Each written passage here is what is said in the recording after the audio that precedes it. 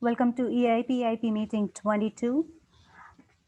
The first item on agenda is stronger rules for discussion URL.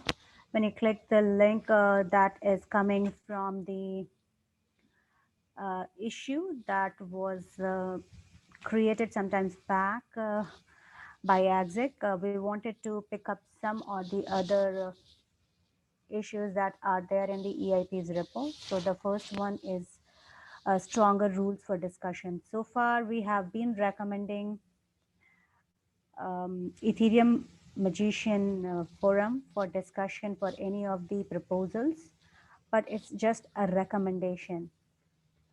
Do we have thoughts on should it be recommendation or should it be, a little more stronger than recommendation?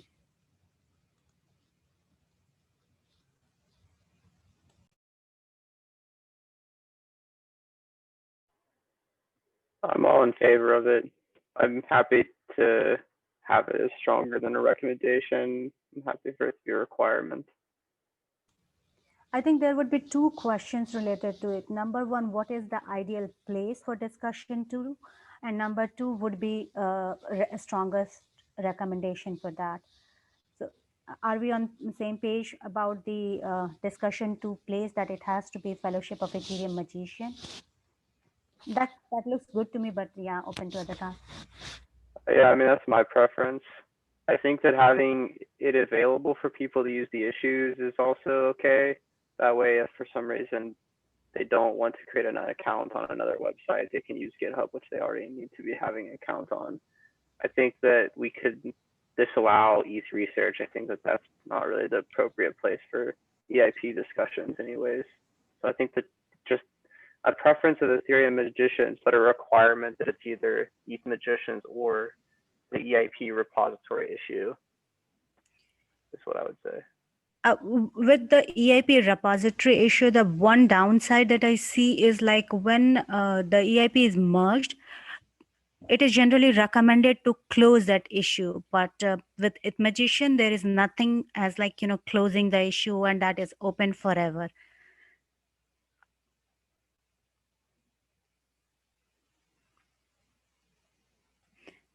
So how do we want to what is suggested here is like, we should be adding it to EIP1 and, adding a recommendation or maybe the stronger version of recommendation. Is it something that we would like to create a pull request saying that the discussion to place is Fellowship of Ethereum Magician, or? I would like that. Okay.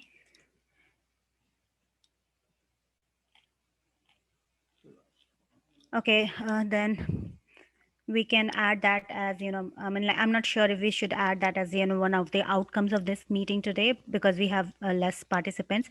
We'll mention it as what the present group think. And if there is no strong opposition, then we'll try to create a pull request to update that.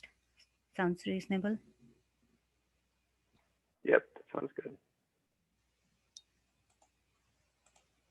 Okay, the next item is handling retroactive changes. It is coming from the eth1.o specs. I think, like client, you have created an issue about that. EIP 2618 is the example cited here. Yeah, I'm not sure if this is the right group to discuss this with, but I guess I'm curious to hear your thoughts, even if it's not. There is this EIP, EIP 2681. I think is what it is. Yep, EIP 2681. This is basically changing the transaction, the validity requirements of a transaction retroactively up until this was agreed on in the last all core devs. It was theoretically possible to have an account whose nonce is incredibly high, something that could be represented in, an arbitrary length integer. And what was decided on the call is that we would have a stricter requirement and set a max cap of for an account nonce to be 2 to the 64 minus 1. So it's the highest that nonce can be.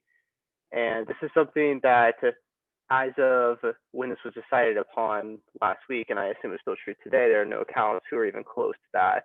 And so the decision was to make this happen retroactively, meaning that we would just say, this is actually how it always was from Genesis. That way we don't have to really include this in a fork. We're just saying that it's going to have always been thought of as true because there was nothing that invalidated it up until now. And I don't know what the correct way to handle this is in terms of documenting the change, because the Ethereum, improvement proposals, that's kind of the document that describes Ethereum, but it's not exactly the full specification. But neither is this ETH1 specs repo. It kind of seems like the yellow paper is the main specification. And so I don't know if anyone has any thoughts or comments on what the appropriate method for documenting a change like this is. Yeah, I think this item we can bring it back when we have more people. I mean, right set of people to answer this thing. I mean, it's coming from network upgrade repository, so my thought was James' presence would have helped here. Yeah, that's what I figured too. That sounds good. Yeah.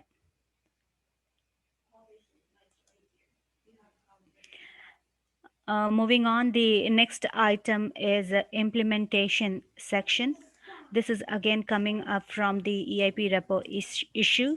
Um, it talks about like should we have implementation section in the EIPs?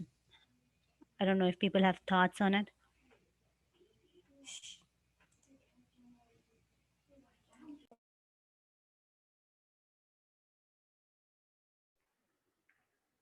I think Micah is probably the biggest proponent for making EIPs not have the implementation section. So it's kind of unfortunate to not discuss that with him. I'd probably or more on the side of possibly having it. I think there are some cases where it makes sense to have an implementation section. In the cases where it's some sort of ERC, I think that those are the best cases for having an implementation section. And the core changes where the implementation section links to a change in a client, I think those are the less good cases for it. Right. I wish Micah had joined the call, but due to some power outage in his location, he wouldn't be able to make the call today. So let's move it to the next meeting. I just heard from Hudson also. Unfortunately, he is also not able to make the meeting today. I'm wondering, should we continue with the rest of the items? What do we have here? Is there anything we feel like we can make decisive action on without Hudson, Micah, or James? Yeah, just the next item, EIP Repo Cleanup. That's the one I'm working on, right? Right. I was about to say that. Yeah, the only update I have is, let's see, pull up my notes here. I'm trying to get a hold of William Entrican because he's done some work and made some progress on this, but I can't get him to respond. So I'm also going to try and contact Sam Richards or Josh Stark. I haven't done that yet, but plan on reaching out to any of those. And if anyone else has any information of who at the Ethereum Foundation or the ownership that owns that website that might be able to help me or give me access so we can try and make some improvements there if anyone has any more information. Anyway, that's work in progress. I'm continuing to work on that. That's all I had. So I believe you're talking about single source of truth, right? Right, yeah, there's right now there's eips.ethereum.org, and there's also ethereum.org/eips, and they're sort of like copies of each other, but we should have one or the other. And William Entrinken has done some research and found one is by far used the most, and so we're talking of moving towards that one. But anyway, there's some other cleanup that needs to be done, but so yeah. So I believe Exec also had some thoughts on that about single source of truth for EIP's repo and that we did earlier. But Okay, so you might. that's good. I'll try and reach out to him too. Cool, thanks. Okay. So one other item is EIP Repo Cleanup. The intention behind adding this was like we were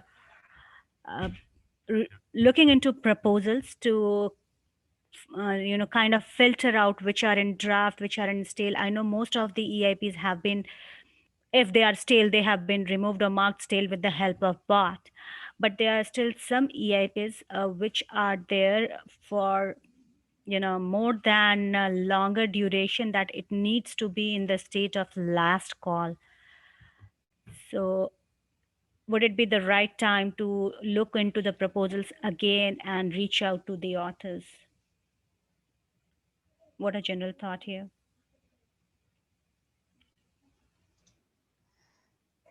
I thought we were going to wait until, I guess, do we have the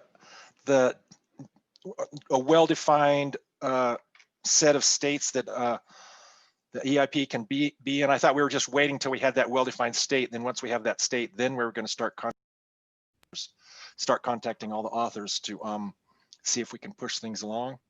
Yeah, that was the last decision made, but now that we are having some clarity on statuses, and that is already added in EIP 1, sometimes patching. Right, the- right. so Okay, cool. Yeah, so in other words, can we start contacting EIP authors again and start pushing things along? that's my thought is, but if people have different opinion here. Yeah, that'd be fun to start pushing forward with that.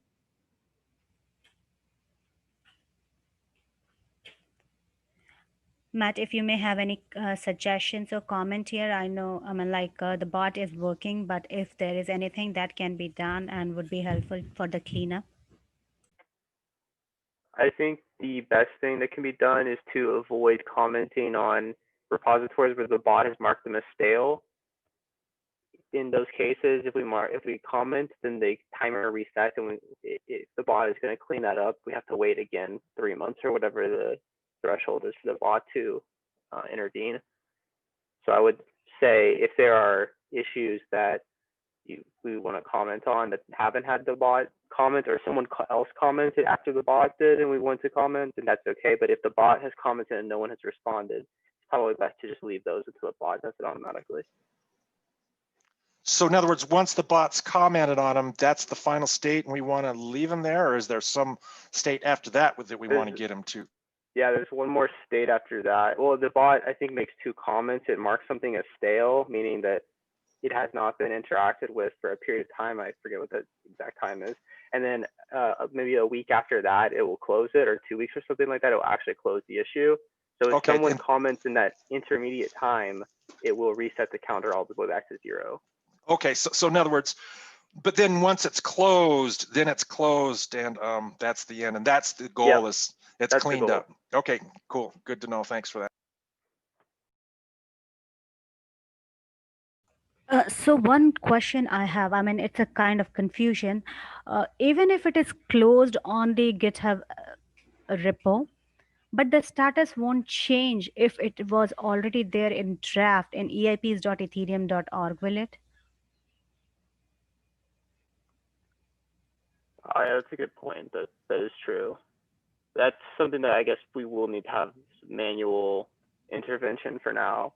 So I guess that, yeah, I think I was thinking maybe the bot does that, but it does not yet do that. It only closes the issue. So the things that are actually closed would need to be manually moved to the whatever the preferred inactive stage is. Abandoned, or yeah. Yeah, so how we started sometimes back was looking into that eips.ethereum.org, and from there we picked up EIPs which are either in draft or last call or any other status but final. We made a list of that and were trying to reach out to author asking if they would want to pursue this or not. So even if most of the issues or pull requests have been closed by bot marking them stale, if we find that something is still there in last call, I think that can be a starting point for us to reach out to author. Yeah, I agree. So it sounded like you were talking about just eips.ethereum.org, as if that was different than ethereum.org/eips. I thought those were both built from the EIP repository and deposited in those two locations via some build process. But are those different then? Is my understanding incorrect? Uh, as per my information, the difference there is ethereum.org/eips does not list the EIPs, which I mean, what kind of what category of EIP it is or what state it is. Only eips.ethereum.org list that. Oh, okay. I'll need to do some more research on that then. Thanks.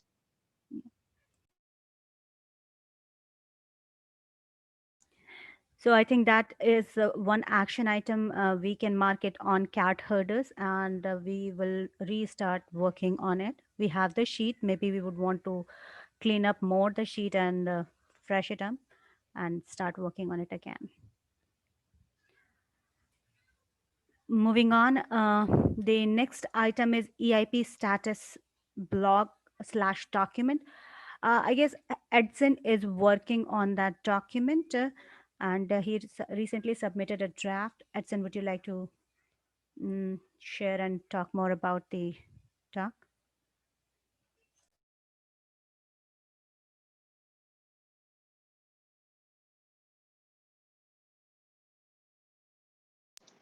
You're on mute, Edson, if you're talking.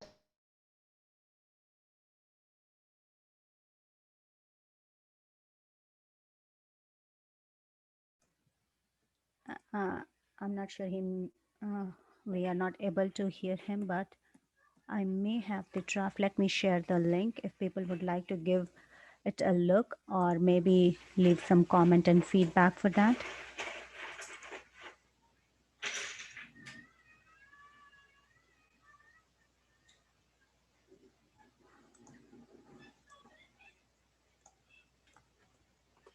Sure. I shared the link in the chat. So if people have thoughts and comment on the article, we are planning to publish it on Ethereum Cat Herders blog.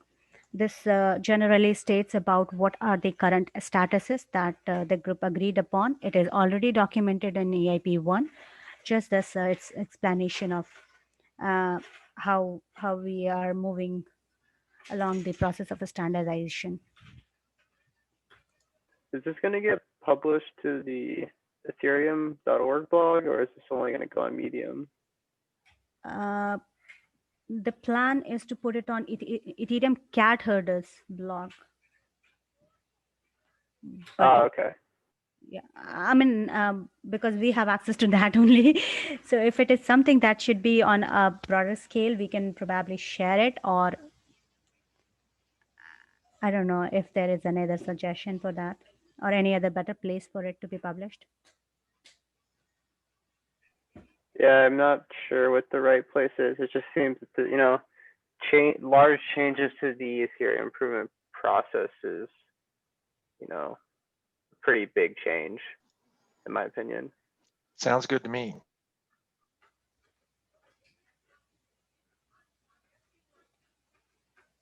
So I'm sorry, I did not get it properly. So where I mean, would be the right place? Maybe on the GitHub repo of Ethereum 1.spec? I don't know about the Ethereum specs repo.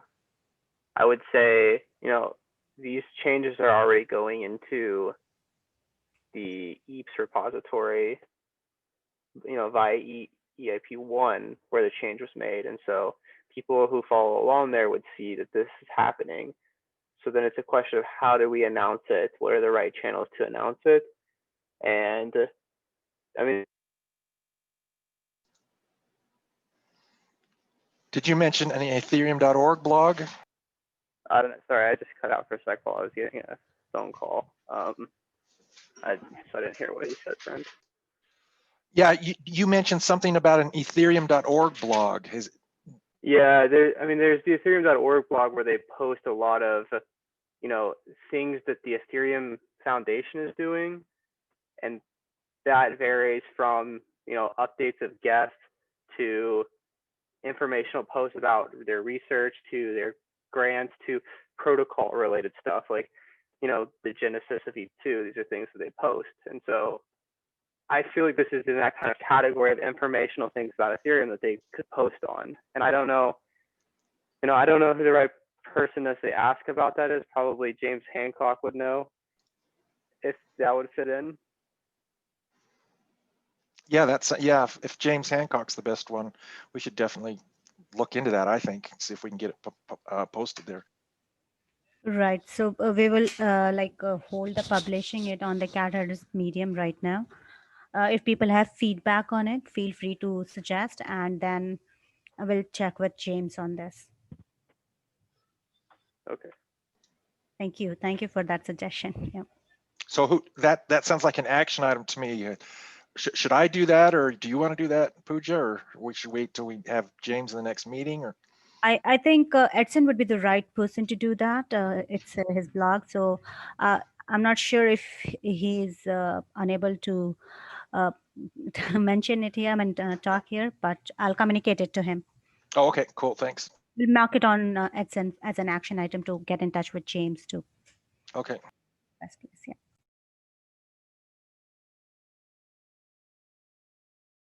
Okay, so the last item from here is a review action item from previous meetings. And yeah, there are a few things, some decision mates and action item needed. Decision mates were funding for EIP editors. On that, we had a small discussion in Cat Herders meeting. I would be reaching out to Ethereum magician people to first, check with them if they are comfortable for editors funding. Because the idea was if this EIP is very much close to the Fellowship of Ethereum Magician people, so let them have this funding thing for EIP editors. If at all we would like to pursue this idea, and if not working, then Cat Herders can help out with the requesting of fund and distribution as required, as needed. But I think the first step here would be to decide if we would like to go with this idea of funding, how many editors are there, and if they are actually interested in being funded.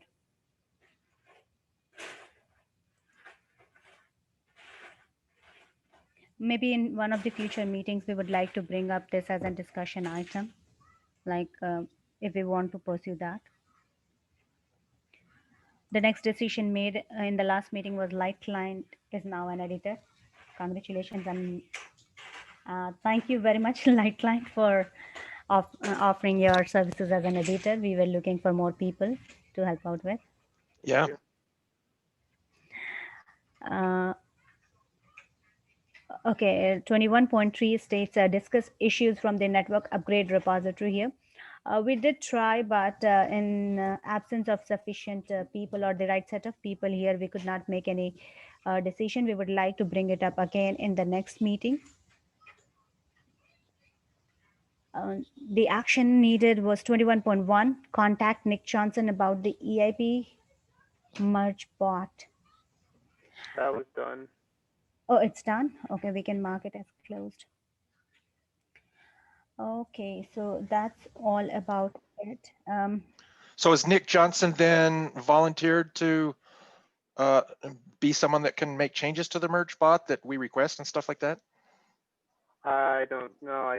I need to relook at the discussion that happened. I think that the main outcome was just that we were sure we were, we figured out that for sure he is the one who's running it. We figured out where it's located, and he said that he could add someone to it so that they could restart it in the case that there were issues, which was the main thing we were looking for. But nobody really was, committing to making actual changes to it.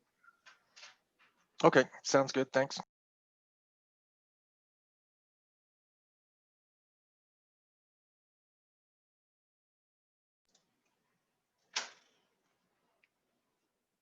Did we lose someone? Hello? Anyone? I'm here still. Did we lose Pooja? I'm sorry, I'm talking while I'm muted. Oh, Okay, so I'm so sorry. So I was saying that uh, I want people to look at the project board that is there in this repository. I'm sharing the link in the chat. So when we started this group of EIP, the intention was to improve the process as well as support the EIP repository that is already there, to clean it up, to make the process streamlined and all these things. We have made good progress here. We have finished so many tasks that we started in the beginning of this year. The group started in January 2020, and by the end of the year, we made good progress. So if people have suggestions, what other tasks or action item we can consider for this group, feel free to add here. We are already working on EIP Repo Cleanup. There were two things I think is missing. We sometimes back we talked about having a document. I'm not sure if we have that document for EIP editors, right, with roles and responsibilities. Did we miss it out somewhere? Okay, I'll look into that. I think it was on summaries action and we may have missed while carrying the meeting notes. So that was there. One important thing that I find here is define a process for reaching consensus on core EIPs. Is it worth putting in a future meeting agenda? what would that involve? In other words, if there's a controversy or something like that, or what would that involve? My thought is general idea of like we do have a general process, but the unclear part is like how do we reach on consensus? Like it happens in the all core dev meeting, but uh, I mean I came across this thing like for core proposals, consensus are made in all core dev meetings. uh, just 1% or 2% say, I mean, one client or two clients say it is there, but there is no defined line. So do we want Yeah, to? that seems totally ambiguous and confusing, and expecting people to browse through those notes and everything to try and find out what status everyone's on.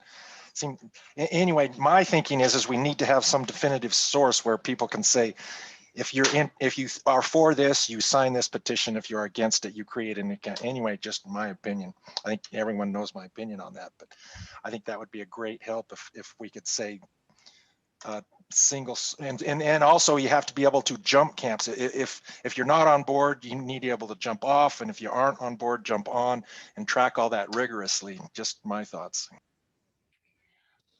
I think as of now, with the eth1.o spec repo, we are trying to get some clarity on that. Like if we look into the YOLO v2 or v3 document, MD file, there we are trying to mention like which client is okay with what proposal or they are planning to implement it. This may be good as per the core EIPs are mentioned there, but for some other EIPs like networking EIPs, we do not have that process. So it never gets clear like if those EIPs are ever implemented in clients, and if at all implemented, what all clients have implemented or willing to implement. I'm not sure if we would like to get clarity on these sections as well. Yeah, that's both of those things are critical. It'd be great to just have a single source of proof, or have a process where everyone could know, go to a single source and find out what is the current state of that. I'm afraid that this may not be the best group to tackle that. I think that this is something that it's unfortunate how the process currently is, but it's really run by client teams, and client teams sort of dictate what goes into the protocol, what doesn't. And I'm not sure that we can come up with a process for them. The only way we could come up for a process is if we did it together with them. And my experience of working with them is that they are really busy and they don't have time to mess with this sorts of stuff right now. Right. Yeah. But basically, I'm just talking about the communication process where all of the teams can like communicate to everyone else what they are and are not implementing and who's on board and who's not on board and that kind of stuff. Yeah, I mean, I find this as an area of opportunity that can be the gap can be breached. I understand that client teams may not have the kind of bandwidth to document these processes or how do they think about it. But if we get some senses of the decision making process, possibly documenting them and sharing them with people in the form of blog, as we are doing it for statuses of EIPs and others, would be helpful. But just a thought. I guess I think that there's things that we can tackle within the EIP repository that we would be better suited for. And I mean, those are things like trying to have more separation of concerns in terms of the types of EIPs that we have. I know that Micah wants to just totally remove ERC type EIPs from the repository. And I think these are issues that we could really make progress on. I'm afraid that we would spin our wheels a lot. And we would have to discuss exactly what we want to do in terms of understanding how the network upgrade process works and to actually write those documents. But my experience in being a part of some of those conversations is that it's incredibly opaque, and trying to write a blog post is going to be hard because there's not really a process that's followed. It's more just constant discussions, and a lot of those discussions happen privately within the guest team, things that we aren't privileged to anyways.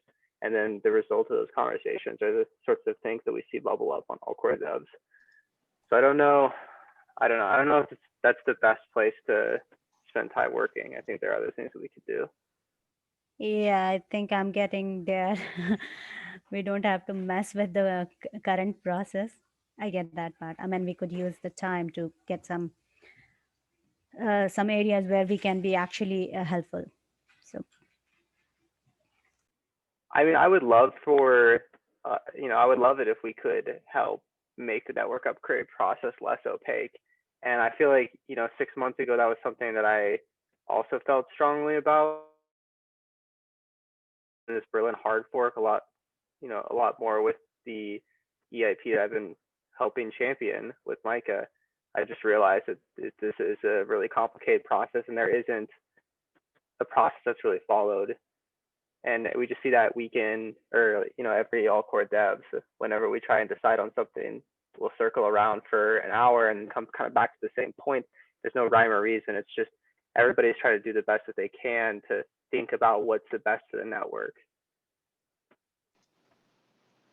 So it sounds like to me you're talking about exactly there should be a petition of what someone wants to do, and everyone that agrees with that could sign that petition, and that could be a dynamic petition. And if anyone disagrees, they could create a competing camp and say, I don't like that for XYZ, and people and you measure, so you can rigorously track who's on board with what and who's not on board and why and what requires to get everyone on board, and track that in real time in a dynamic petition system. I mean, that's essentially what's happening right now in all core devs and on Discord. It's just we don't have the formalization of these petitions. And I don't think that that's something that the core devs are going to be amenable to in the near future. I think they feel incredibly overwhelmed with the amount of things that need to happen to the Ethereum protocol, and they don't want to add additional bureaucracy to decisions that are already very hard for them. No. The problem is now they spend hours and hours going hashing over and over and over, and no one knows any of the decisions made. I'm saying reduce all that work and just make a concise statement on a petition. Say, I'm for doing this. Who is and isn't on that? And it seems like to me that would reduce everyone's work, and the communication would all be natural. Anyway, just a thought. Yeah, I mean, on paper that sounds amazing and it sounds like it will reduce things, but the problem is that I think some of the things that are being discussed, it's not easy to synthesize into a petition. The great example is just the work that we've been doing on type transactions. The questions that have been coming up are things that we didn't think about at the previous meeting. They were things that just continue to come up during the implementation phase. And Yeah, I'm that's not why I'm talking sure. about a dynamic petition that constantly changes and improves, because you have a petition so you can submit a change in a wiki kind of a way, and then everyone that is supporting gets notified of those changes, and if no one objects within 24 hours, it goes live and you can assume unanimous consensus. And that way you can track who is and isn't on board in real time, and it becomes easy. And so you constantly change that petition, trying, in other words, you do negotiation for the people that aren't on board and say, well, if we made this change to the petition, would that get you on board? And then you submit that to the petition, and if no one objects, then you can assume that everyone that has signed it still agrees with that change. So it's not just a static petition, it's a dynamic petition. Yeah, I mean, I hear what you're saying. I think that sort of happens informally via discussions on Discord, and the number of people that are involved in those discussions are small enough that people generally just have an idea of who's on board and who's not on board. Yeah, it needs to be able to scale so thousands of people can be involved in the process. The thing is, I don't think that thousands of people will. I don't know if they'll ever be in this process. I think that this is a process that will always be limited to sub 100 people. And I'm Yeah, not saying that's that probably it's true. scalable. I'm not saying this is scalable as it is. There are things that should be done to improve the system. It's, I just don't know I don't know what the right way to go about that is. And I don't think that we can really go about it without enfranchising more of the core developers in the work. There's no way that we can just impose something upon them and say, here's this great process we've come up with on our own. It has to be something that they really want to take the lead on. And I don't think at this point that they do want that. That makes sense. Yeah, to me, it takes someone who wants to do something like violate the state of the chain that critically needs to be done. That's a hard decision. And if someone wants to do it, they can start a petition, say, I want to do this. And then people can start getting on board, say, yes, I want to do that, and start building consensus. And so it's a tool for someone that wants to do something, to make a change. That's primarily what it is. So if someone right now, it seems frustrating to me because especially changing the state of the blockchain, everyone's just afraid to touch that because they're going to cause a fork and no one wants to go there. But if we can't do that, Ethereum's going to be stuck in the mud. And if someone wants to champion a petition, we need to find out a way to formalize that and make that so that we can make those kind of decisions on large scales.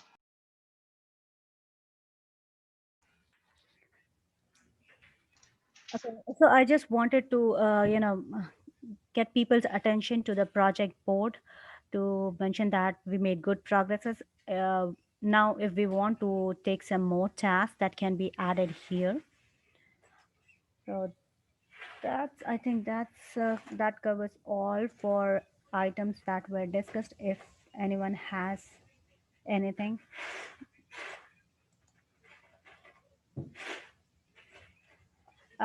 We could not address some of the items today. We would like to bring it back to the next meeting. I have two questions. Mm-hmm. The first one is, regarding sort of I guess the project board, but also just higher level what this group's goals are. And I guess I was wondering, is this a group that expects to carry on in perpetuity? Are there always things that you think that it will need to be done, that this group needs to handle, or is there kind of an end goal that this group wants to get to that says, okay, we've achieved what we've wanted to achieve and now we're complete? To me, yeah, I think there's two steps. Number one, we want to redefine the process so we have a clear, defined process. Then that's the primary goal. But then once that's done, my goal is to participate in an ongoing basis, maybe not as busy as we have been, but to constantly be working on cleaning up EIPs and reporting back and say what have we and have we not accomplished and what EIPs can be cleaned up and coordinating who's going to try and clean up what EIP. To me, that's I thought was a long-term effort. Yeah, I mean, my thought process is also very close to what Brent just explained. Like, the idea of having this group was to get the process, you know, improved. And if we started with EIPs because that was the area which needed most attention, and that's how we renamed this group as EIP. But if in the process we find that there are certain other areas where help can be provided, it's good. It's okay. We would be happy to do that. Yeah. I think that one thing that is sort of EIP tangential that this group could really help a lot on, that I think would be very helpful, is to create a specification for ETH1 in the same vein as the ETH2 specification. Because right now, in my mind, that's one of the biggest missing pieces of, you know, understanding standards in Ethereum and understanding the protocol, is that there's no good single source for information. And if this group could help facilitate someone to build that, I think that would be incredibly useful in both the aspect of improving how standards are written and understood and improving how things are discussed in terms of network upgrades and the protocol itself. Yeah, that sounds good. I think we can start thinking over it as well. I mean, like, I like the idea, and now that we are moving ahead, we should consider all these sections where help can be provided and makes things better for community to reach out to. Sounds good. The one other thing was is that, and I know Edson's not here now, but I think he was the one who was leading the effort on building some resources to onboard EIP editors. And so I'm still willing to go through that to give feedback on it. Yeah, I think I mentioned that we missed it somehow in the process. I mean, like in from the meeting notes, it's where it was missing. But I'll talk to Edson about it, and we'll try to bring it in the next EIPIP meeting. Okay. Okay, so I think that's it for today. If anybody has any other question or anything. So the next meeting is in 2 weeks, December 16. Thank you everyone for joining. I hope that we have more people to make a decision on the items that we missed today. See you all in next 2 weeks. Thank you.